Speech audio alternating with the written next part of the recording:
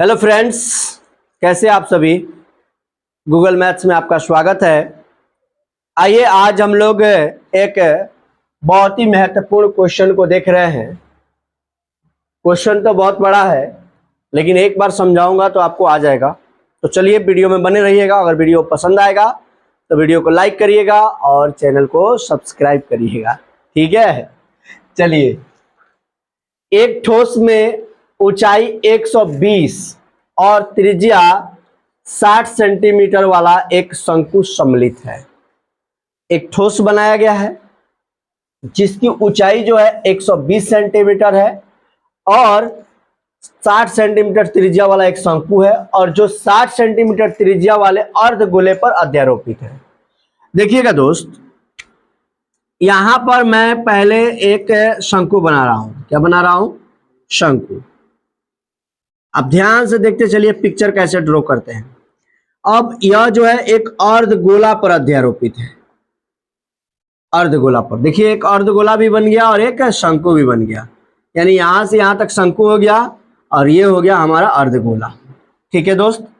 अब यह जो है, ये शंकु की जो ऊंचाई है h जो है वो 120 सेंटीमीटर की है। ठीक है। और अर्धगोला और शंकु दोनों की जो त्रिज्या है यानी r जो है वो 60 सेंटीमीटर का है। ठीक है। कितने सेंटीमीटर का है? 60 सेंटीमीटर का। अब इस ठोस को उठा करके यहाँ पे क्वेश्चन देखिएगा क्या कर रहा है कि इस ठोस को पानी से भरे हुए एक लंब वृत्तीय बेलन में इस प्रकार सीधा डाल दिया जाता है कि यह बेलन के तली को छूने लगता है। यानी कि इस प्रकार से, मैंने इतना ही, यानी कि यहां से लेकर के इतना ही लंबाई का एक बेलन है, उसमें इसको क्या कर दिया जा रहा है? डाल दिया जा रहा है। ठीक है। और ऊपर भी सटने लगता है और नीचे भी, यानी कि ऊपर भी स्पर्श करने लगता है और नीचे भी। और उस बेलन की भी त्रिज्या 60 सेंटीमीटर, जिसकी त्रिज्या 60 है उसकी भी त्रिज्या 60 है।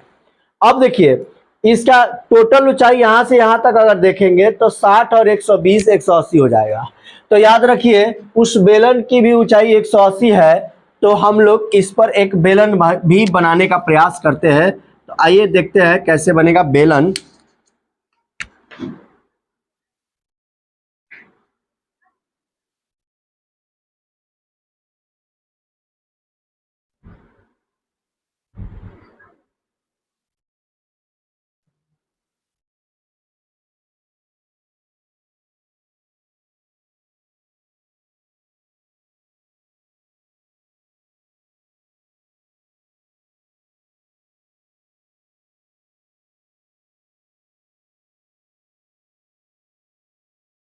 यहां पर हमने बना दिया एक बेलन, और इस बेलन की जो संपूर्ण ऊंचाई है वो है 180।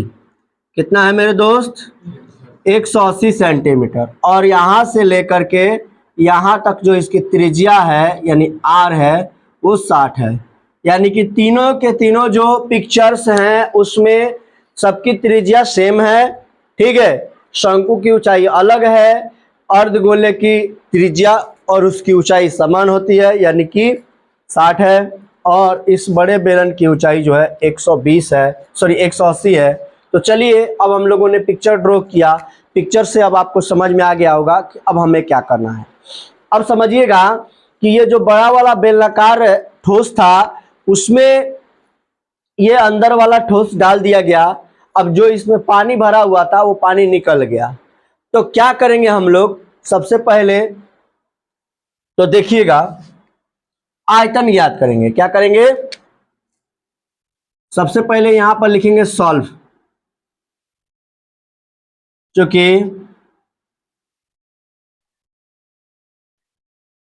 बेलन की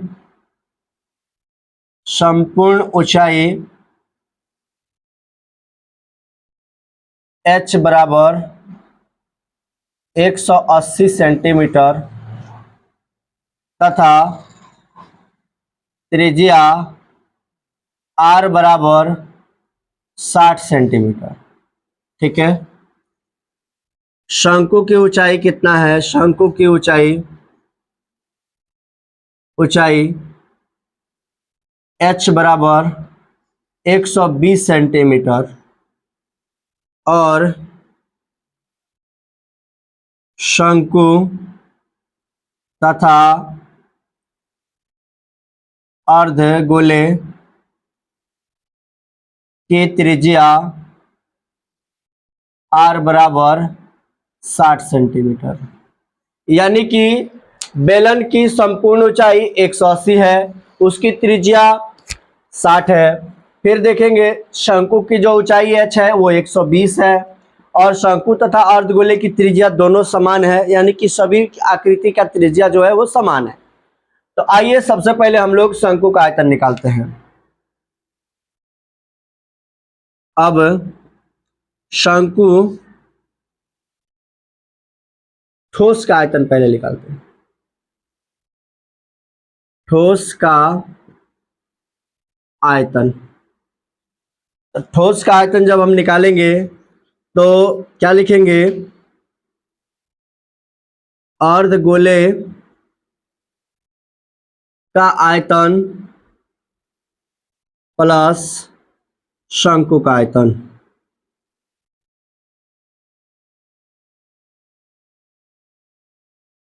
अब अर्धगोले का आयतन क्या होता है बताइए, 2/3 पाई आर क्यूब प्लस शंकु का आयतन होता है 1/3 पाई आर स्क्वायर एच।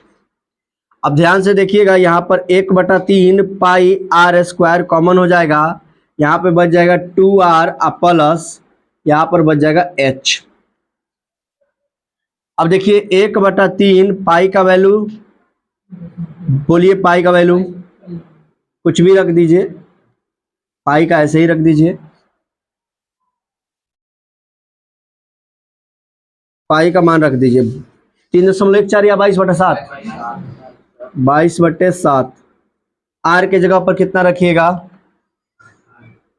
आर के जगह पर बोलिए 60 गुने 60, 2 गुणा में 60 प्लस h मने 120।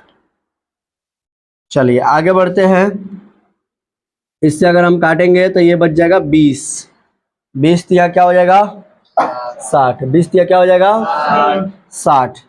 अब यहाँ पर 22 दूनी 44 यानी कि 440 बट्टा में क्या हो जाएगा 7 और गुणा में यहाँ पे क्या आ जाएगा 60। ये दोनों को जोड़िएगा 60 60 120 है 120 240, 240। 7 से कटने वाला है कि नहीं, 7 तिरका 21 नहीं कटेगा। तो चलिए अब इसको ऐसे ही रखते हैं, गुणा करते हैं उसके बाद। अब देखिए यहाँ पर गुणा करते हैं जब, तो 6 चौका 24 और 6 चौका 24 और 2 26 बटा में 7 और गुणा में 240। अब आगे आप लोग गुणा कीजिए, तब तक हम क्या निकालते हैं, बेलन का, बेलन का आयतन। अब बेलन का आयतन क्या होता है भैया, पाई आर स्क्वायर एच, बड़ा एच देंगे, ठीक है। पाई मने 22/7, आर मने 60 गुने 60 और एच मने 180, ठीक है।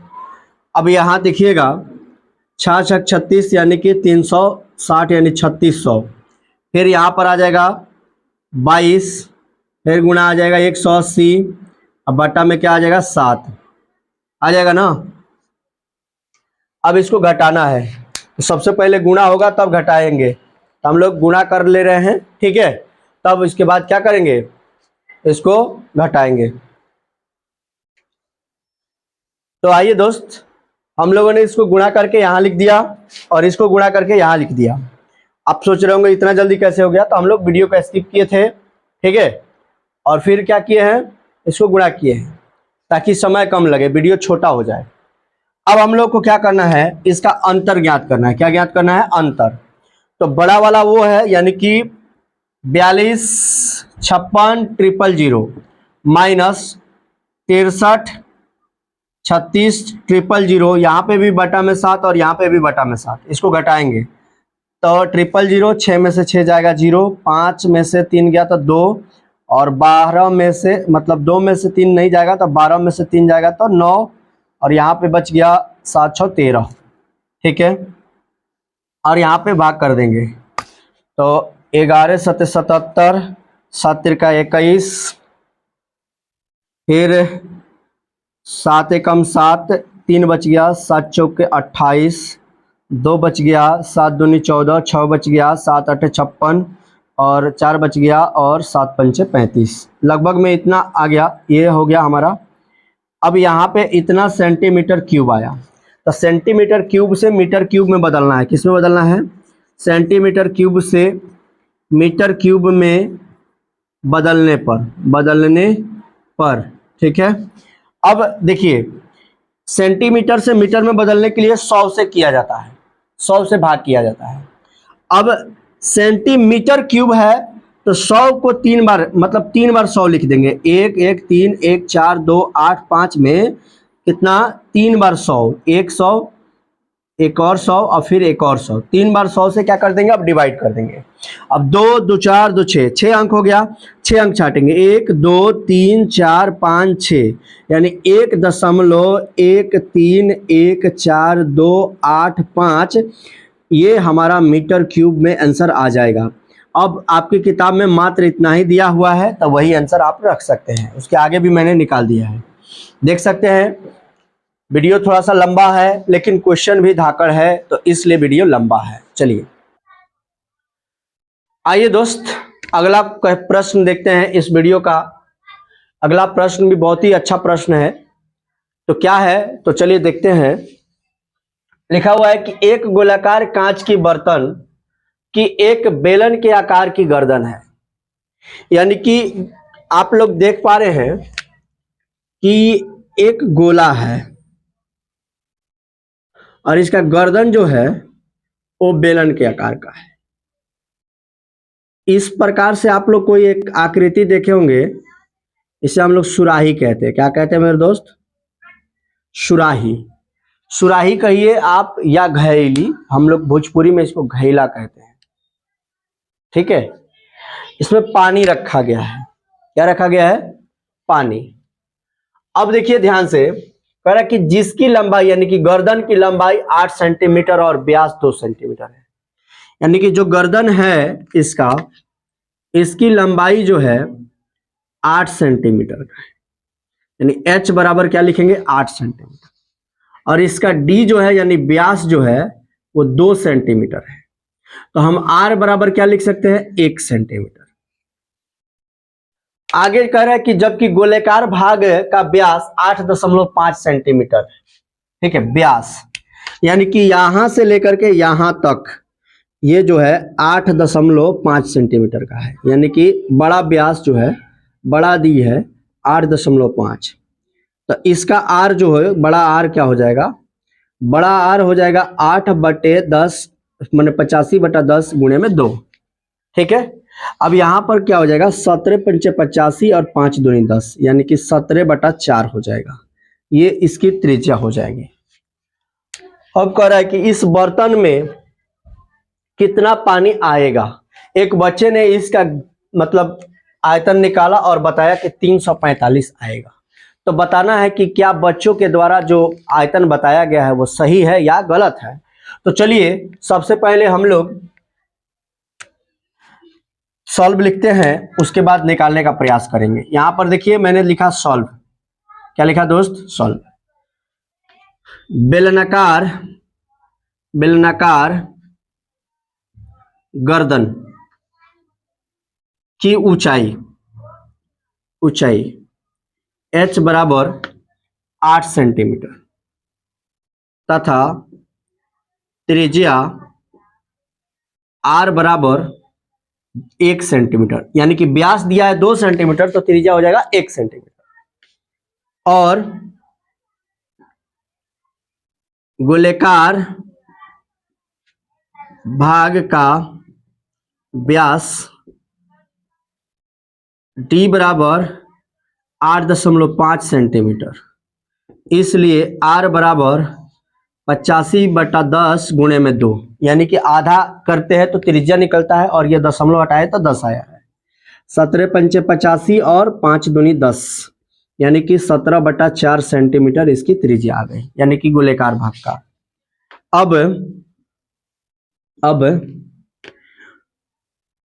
बर्तन में आ सकने वाले पानी का आयतन बराबर लिखेंगे बेलन का आयतन प्लस गोले का आयतन। गोले का आयतन ये दिखाई दे रहा है, देखिए तो पूरा, कोई दिक्कत? चलिए, अब बेलन का आयतन क्या होता है? पाई आर स्क्वायर एच। गोले का आयतन क्या होता है? 4/3 पाई आर क्यूब।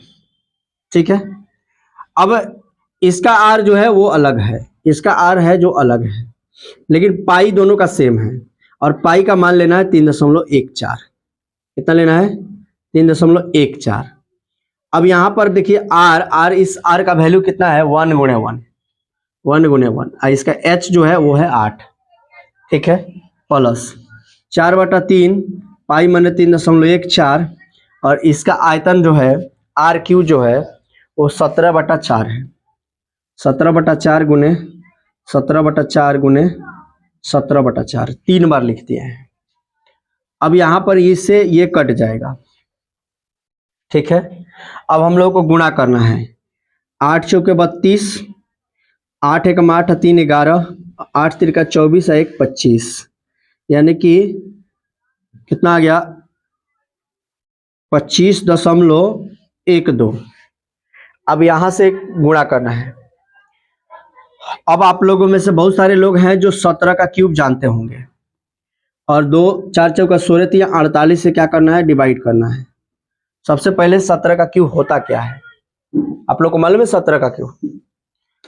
कितने लोगों को मालूम है 17 का? नहीं मालूम है? चलिए, तो 3.14 में सबसे पहले 17 से गुणा करना है। 17 चौका 68, 17 चौका 68, 49 तेरे, अब गुणा कर लेते। 17 चौका 68, 17 और 6 23, और 17 तिया 51, और 2 53। फिर 17 से गुणा करना है। 17 8 136, 17 तिया 51 और 13 64, 17 तिया 51 और 6 57, और 17 5 85 और 5 90। फिर 17 से गुणा करना है। 17 छक 102, 17 चौका 68 और 10 78, और 17 7 119 और 7 26, और 17 9 153।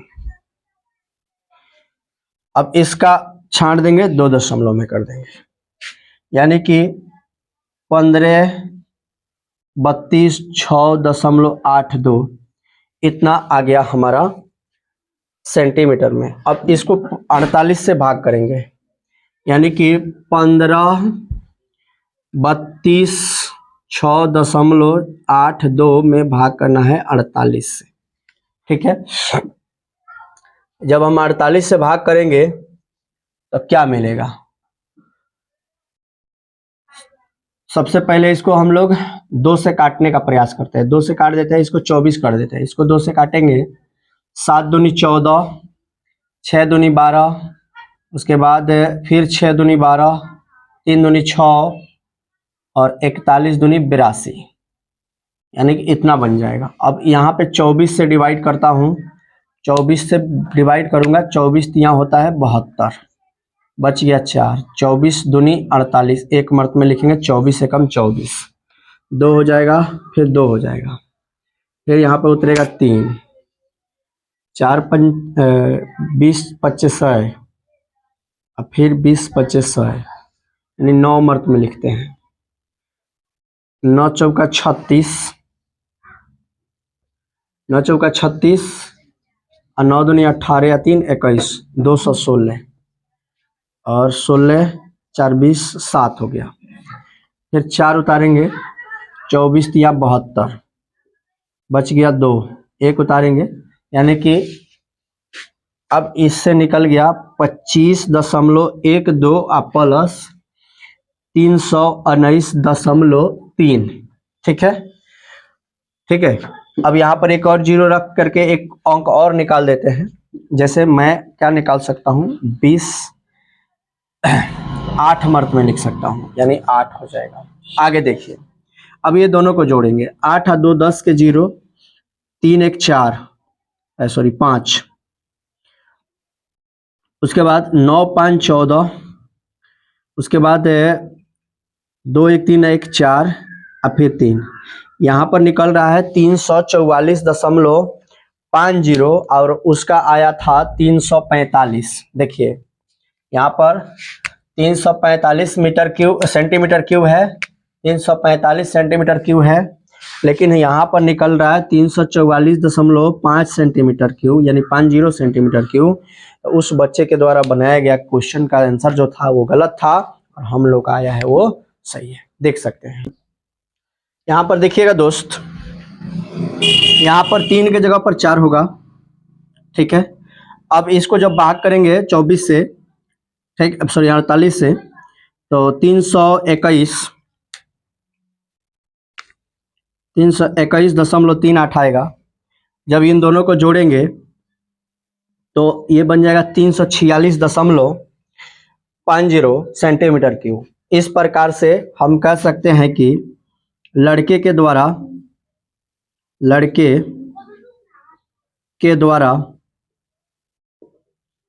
बताया गया आंसर, उत्तर जो है क्या है, गलत है। और हम लोग का उत्तर कितना आया है, 346.50 सेंटीमीटर क्यूब, और उसका आया था 345। देख सकते हैं।